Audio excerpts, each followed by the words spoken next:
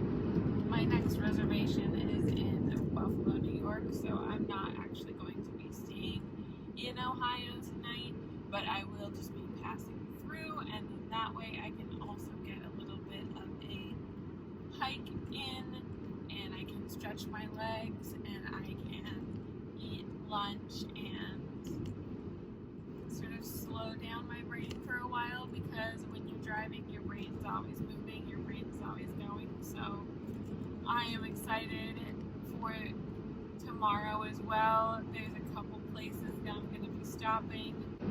There's a lot going on, and there's a lot of work that I have to do, and I'm just very excited about all of it because it's exciting work, and I'm just excited that I finally get to be living this out and experiencing what it's like to be working in the field that I want to be working in. Tomorrow I have to figure out my last few things with school, just make sure that that is all set and done. And now with school being more online, it's sort of becoming in line with some of the things that I was trying to get done.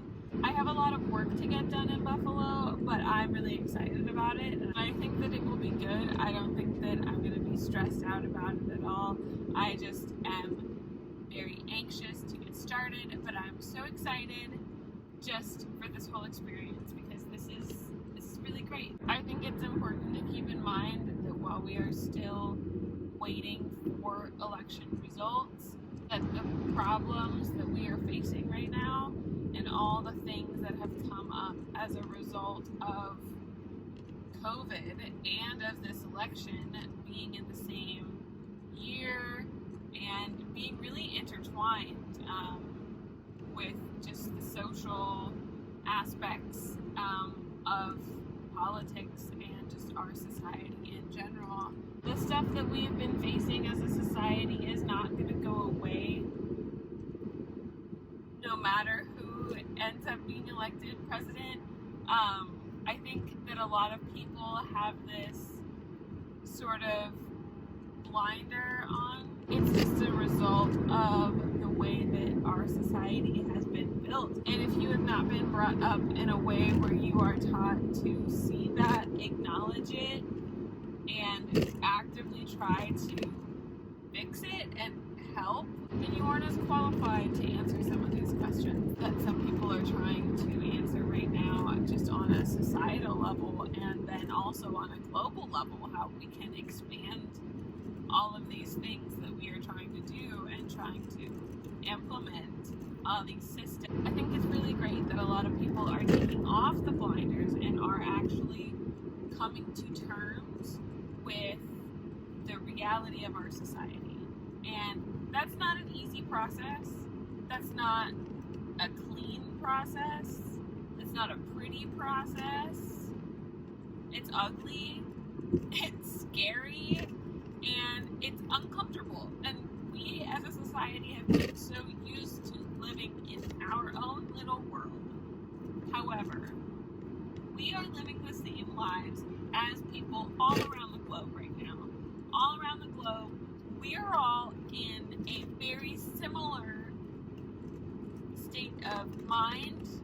This time in history is really interesting because of that. And if we don't take the time now to just slow down and realize how big of an impact this is going to have on our society going into the future and moving forward, trying to heal from this is going to take a lot of work, and a lot of people aren't prepared for it now, especially with just now coming to terms with what our reality is as being the United States. The United States is built on slavery.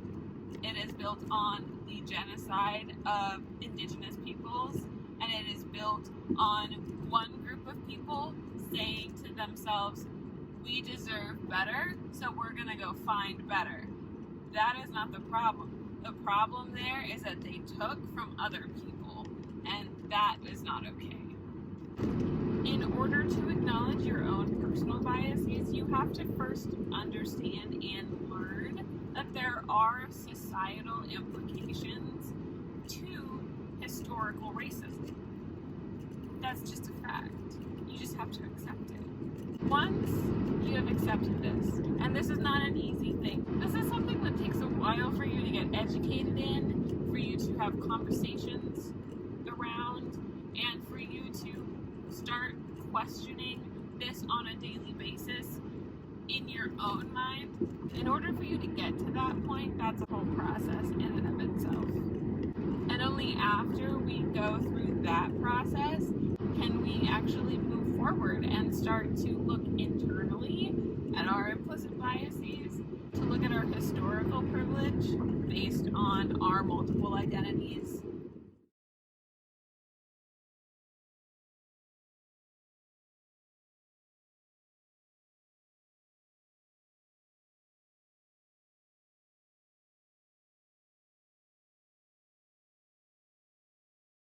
So, hear me out.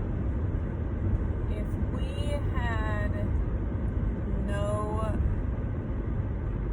money, like if dollars didn't exist in the United States, for example, if we had it where people didn't have to earn money to just live a normal life, then there wouldn't be all this greed, there wouldn't be all this inequality, there wouldn't be all this shit, because people would be allowed to have what they need in order to live. Would cut production. We would stop making people work in factories and in factory type settings.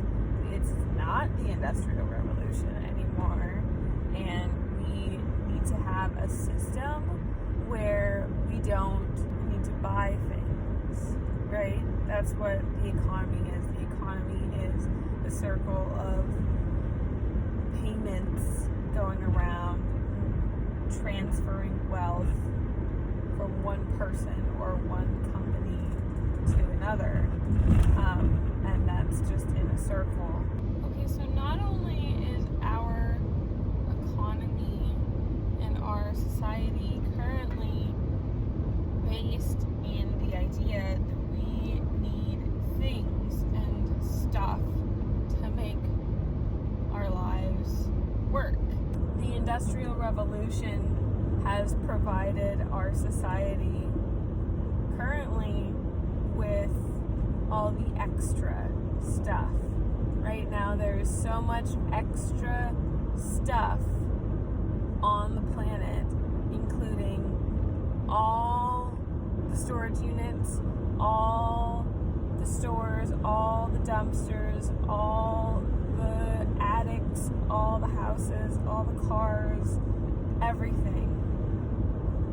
Pile it all together, it's so much stuff. There's no reason why people should be hungry right now, or people should not have a place to live, or new clothes, or anything that we currently think of as necessities.